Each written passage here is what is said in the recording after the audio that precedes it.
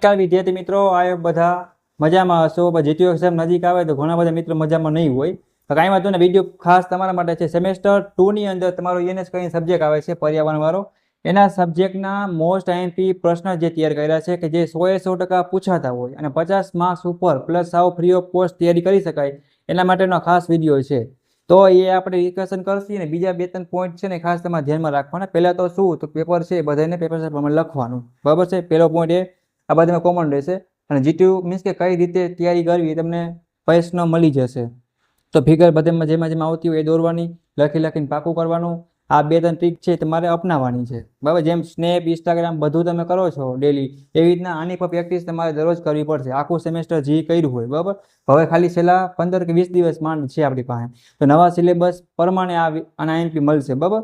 તો જૂના મિત્રો હોય કોઈને તૈયારી કરવી હોય તો એ પણ કરી દે. બીજી વાત કરી કેટલા પ્રશ્નો તૈયાર કરવા એ તમને સમજાવી દેશી. તો પેપર કઈ રીતે લખવું તો એનો વિડીયો આખો જોઈ લેવાનો છે.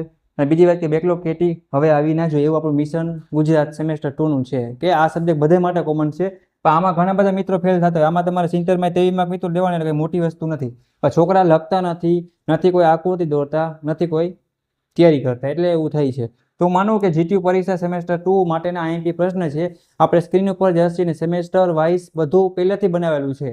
તો એ પ્રમાણે તમારે તૈયારી કરી શકશો અને કોઈને કાંઈ પણ ડાઉટ કરી હોય તો પૂછી લેવાનું છે, બરાબર. બાકી જે મિત્રોને ટ્રસ્ટ હોય, તૈયારી કરવી હોય, 50 ઉપર માર્ક્સ રમતા 1, 2 કે 3 દિવસમાં લેવાનો વિચાર હોય તો એને આ ખાસ પ્રશ્ન કરી જવાનો રહેશે, બરાબર છે. ચાલો આપણે સ્ક્રીન ઉપર પ્રશ્ન જોઈએ. મિત્રો આવી ગયા છે most I M P question for GTU exam, બરાબર છે. સેમેસ્ટર 2 એના મિત્રો સબ્જેક્ટ છે એને સબ્જેક્ટ એના મોસ્ટ આપણે વાત કરવાના છે. ઓકે મિત્રો, ફટાફટ આપણે આગળ વધી જઈએ. એક્સપર્ટ દ્વારા મિત્રો આ મોસ્ટ આઈએમપી ક્વેશ્ચન છે એ સ્પેશિયલ આપણે તૈયાર કરવામાં આવ્યા છે, તો આપણે એના વિશે ખાસ એક વાત કરવાના છે. અહીંયા તમને ચેપ્ટર વાઇઝ મોસ્ટ આઈએમપી પ્રશ્નો છે મિત્રો એ દેવામાં આવ્યા છે, એ પણ સાવ ફ્રી ઓફ કોસ્ટ. બધા મિત્રોને તૈયારી કરવાની છે. મેં તમને જે આગળ બોર્ડમાં સમજાવ્યું એ રીતે. જો પહેલો પ્રશ્ન શું છે, પર્યાવરણ સ્થિરતાની વ્યાખ્યા આપો અને તેને વ્યાપ સમજાવો. મીન્સ કે ડિફાઇન એન્વાયરમેન્ટલ અને સ્થિરતાની વ્યાખ્યા સાથે. જ્યારે વ્યાખ્યા પૂછાય ને ત્યારે મિત્રોને વ્યાખ્યા પર યાદ હોતી નથી. તો એટલીસ્ટ કોઈ પણ ટોપિક છે, એન્વાયરમેન્ટ શું છે, બરાબર છે, સ્કોપ છે શું વગેરે બેઝિક તમને આવડતું હોવું જોઈએ, બરાબર છે.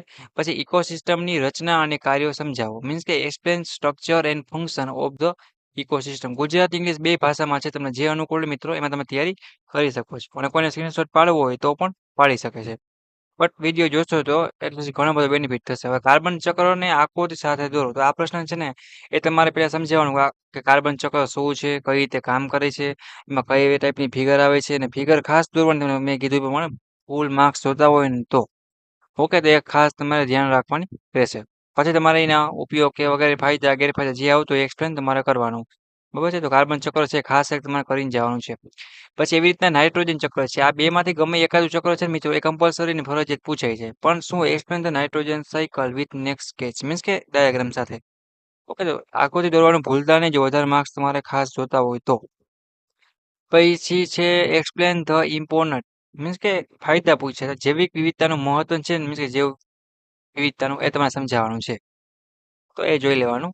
જૈવ વિવિધતા માટેના જોખમો અને સંરક્ષણની વ્યૂહરચના તમારે સમજાવવાની છે. ઓકે, તો આ 6 પ્રશ્ન છે ને ચેપ્ટર 1 માં નીકળે છે.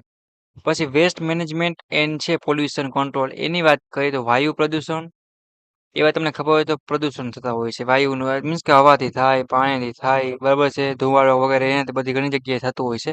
તો એવું એક તમને ખબર હોવી જોઈએ. એમાં જો એક ઇમ્પોર્ટન્ટ છે explain the air pollution in classification and source. એ વાયુ પ્રદૂષણ તેના પ્રકાર અને સ્ત્રોત સાથે સમજાવવાનું છે. આ મોસ્ટ ટાઈમ પ્રશ્ન છે. પછી વાયુ પ્રદૂષણ નિયંત્રણના સાધનો છે ને એ તમારે સમજાવવાના છે. પછી વાત કરીએ explain the BOD, COD, pH અને જે આખી ટર્બિડિટી છે ટોટલ સોલિડ, આ તમારે સમજાવવાનું રહેશે. પછી પ્રાથમિક, દ્વિતીય અને તૃતીય ગંદા પાણીના સારવાર તમારે સમજાવવાના છે. પ્રાઇમરી, સેકન્ડરી અને મીન્સ કે થર્ડ, બરાબર છે. પછી મ્યુનિસિપલ ઘન કચરો અને જોખમી કચરાના સંગ્રહ અને નિકાલની પદ્ધતિ છે ને મિત્રો એ તમારે સમજાવવાની છે. પછી ધ્વનિ પ્રદૂષણ છે, આપણે વાત કરીએ પાણીનું છે, ધ્વનિનું છે, ખબર છે, વાયુનું છે વગેરે ઘણા બધા એવા પ્રદૂષણ હોય. તમને એટલે બેઝિક તો આવડતું જ હોવું જોઈએ. આ સબ્જેક્ટમાં તમે તમારી રીતે લખી શકો, પણ હાવ ગપ્પા મારવાના નથી. થોડુંક તમે તમારી રીતે લખવાનું છે. ઓકે, તો આ ખાસ એક પ્રશ્ન છે એ તમારે કરીને જવાનો રહેશે. પછી ચેપ્ટર 3 માં જો વાત કરીએ મિત્રો એ છે રિન્યુએબલ એનર્જી એન્ડ ટેકનોલોજી, બરાબર છે. એની વાત કરીએ તો કાર્બન ફૂટપ્રિન્ટ ઘટાડવામાં જે નવીનીકરણીય ઉર્જાનું મહત્વ છે ને એ તમારે સમજાવવાનું છે. એટલે ઇંગ્લિશમાં શું કહી શકીએ તો explain the importance of renewable energy in reducing carbon footprint આ પણ ઘણી વાર પૂછાય છે. પછી નોન રિન્યુએબલ એનર્જી સોર્સ છે એને તમારે શું મીન્સ કે નવીનીકરણ અને બિન નવીનીકરણ ઉર્જા સ્ત્રોતની તુલના કરવાની છે. બરાબર તો એ પણ ખાસ કરી લેવાનું છે. પછી આ છે ને જે explain principal and type of photo electric solar cell આ પણ પૂછાય તો ખાસ આ તો કરીને જવાનું છે. પછી તમને ખબર હોય તો હોરિઝોન્ટલ અને જો આ શોર્ટમાં લખ્યું છે હો તમે ટેન્શન ના લેતા હું તમને સમજાવી દઉં છું. હોરિઝોન્ટલ અને વર્ટિકલ જે વિન્ડ ટર્બાઇન છે ને એનો તફાવત પણ એક્ઝામમાં પૂછાય જ છે. હું તમને કહું છું પૂછાય છે તો કરી નાખવાનું. બરાબર છે ટેન્શન નહીં લેવાનું. બાયોફ્યુલ બાયોગેસ અને બાયોમાસ ક્લેસિફિકેશન છે ને એ તમારે સમજાવવાના છે. આ તો બસ તમારો આ રહેશે.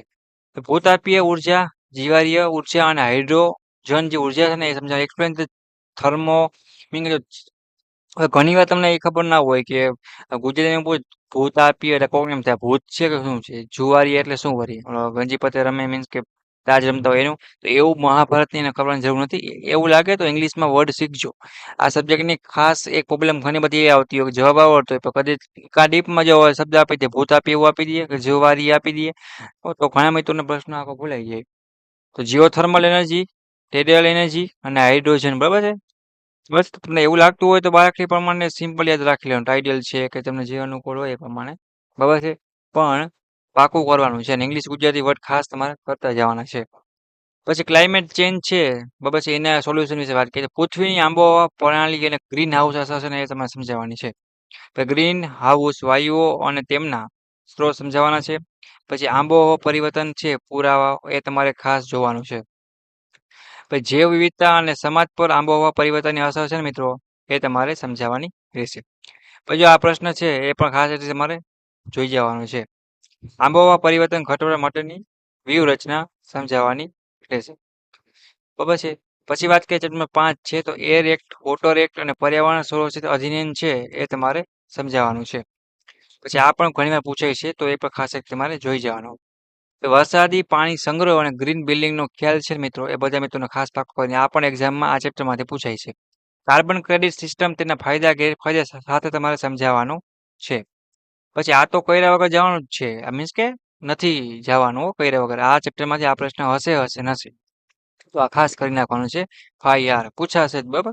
ઇકો ટુરિઝમ છે તેના ફાયદા અને ગેરફાયદા સાથે તમારે સમજાવવાનું છે.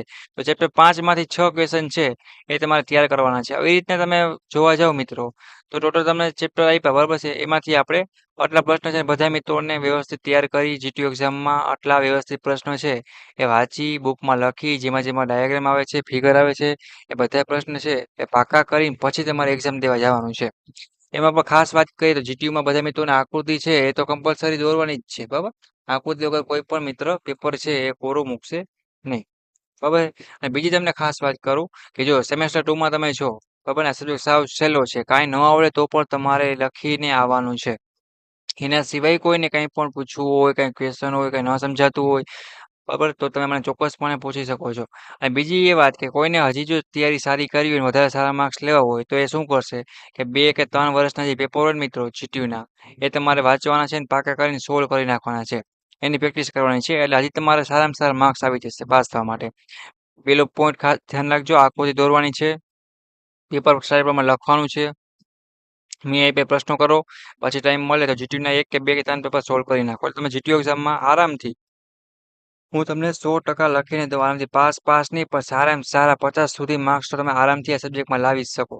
ઓકે તો એક વસ્તુ ખાસ ધ્યાન રાખજો. ચાલો આપણે વિડીયોને પૂરો કરીએ છીએ. નેક્સ્ટ મુલાકાત લેશે એવા તમારા સેમેસ્ટર 2ના જીટીયુ એક્ઝામના ઇમ્પોર્ટન્ટ વિડીયો સાથે. અને બીજી વાત કરું તો સેમેસ્ટર 2ની એક વોટ્સએપ ગ્રુપની લિંક આપી દઉં છું જે પોતાની બ્રાન્ચમાં હોય એ જોઈન થઈ જાઓ. એમાં તમારે પોતપોતાના સબ્જેક્ટ બ્રાન્ચ વાઇઝ બધું વોટ્સએપ ગ્રુપમાં મોકલવામાં આવશે. વોટ્સએપ ગ્રુપની લિંક તમને નીચે આપી દેજો. આ સબ્જેક્ટ કોમન છે એટલે બધાને સરખો હોય છે બટ બાકીના જે પોતપોતાના બ્રાન્ચના છે કે મિકેનિકલ છે તો એમડી છે ઇલેક્ટ્રિકલમાં કે વગેરે બધી 11 બ્રાન્ચો છે electrical mechanical civil computer IT વગેરે. તો ફટાફટ જોઈન થઈ જાઓ અને સારામાં સારો ફ્રી ઓફ કોસ્ટ લાભ ઉઠાવો અને જીટીયુમાં નો ટેન્શન વગર આખો સેમેસ્ટર જે કર્યું હોય બરાબર પાસ થઈ જાઓ. સેમ 1નું મટીરિયલ છે એ પણ આપણી ચેનલ પર મૂકેલું જ છે. ઓકે તો thank you for watching Gujarat engineering academy YouTube channel અને તમારા સેમેસ્ટર 2ના બધા દોસ્તોના વિડીયો ખાસ શેર કરજો.